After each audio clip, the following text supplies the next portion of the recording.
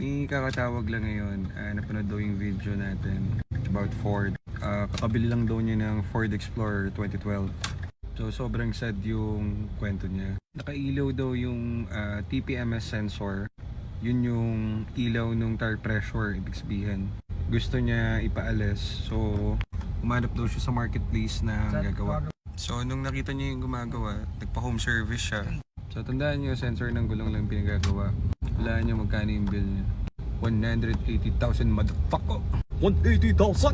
Ito makakabili ka na ng kotse nun So kaya tayo nag-share ng video dahil sa mga ganyan. Ulitin ko rin, hindi kami repair shop. May alam lang po kami sa Ford. Also, nangyari na rin sa amin yan ng mga starting days pa lang namin. Maraming beses. Kaya nga ginalingan natin sa Ford para hindi na tayo maging maganon maulit. So ito na, sinervisan sila sir. Pinapagawa sensor lang ng gulong.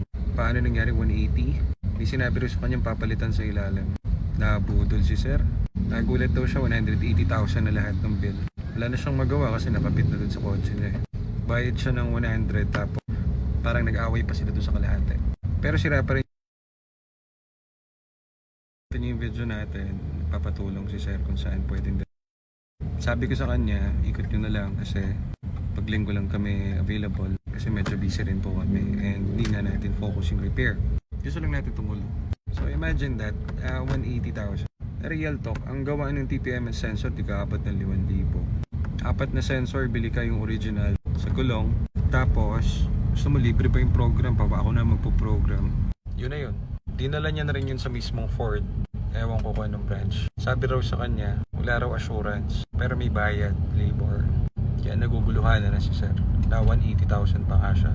So yan, kaya na tayo nag-share kasi marami pong ganyan. Hindi ako against dun sa mga negosyo na nagre-repair ng Ford. Maraming magagaling. Problema, merong mga siraulo na mekaniko o siraniko na nagde-negosyo ng one time, big time. 180,000 brad. Para ilang araw kong pagtatrabaho yun, ilang buwan kong pagtatrabaho yun para kitain. Ikaw isang araw lang, lupit mo. So, kagaya ni sir, maraming ganyan na sa akin lang tumatawag. So, syempre, nasa isip niya na ang mahal ng Ford. Tama ba? Problema, yung pinagdalan niya.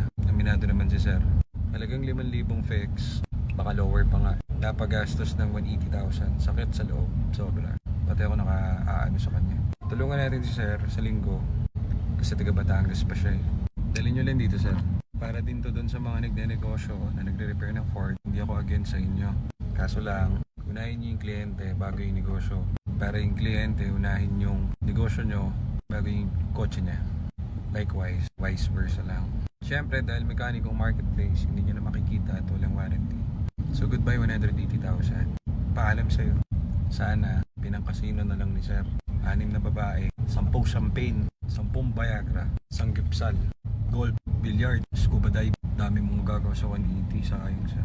Anyways, tulungan na lang natin.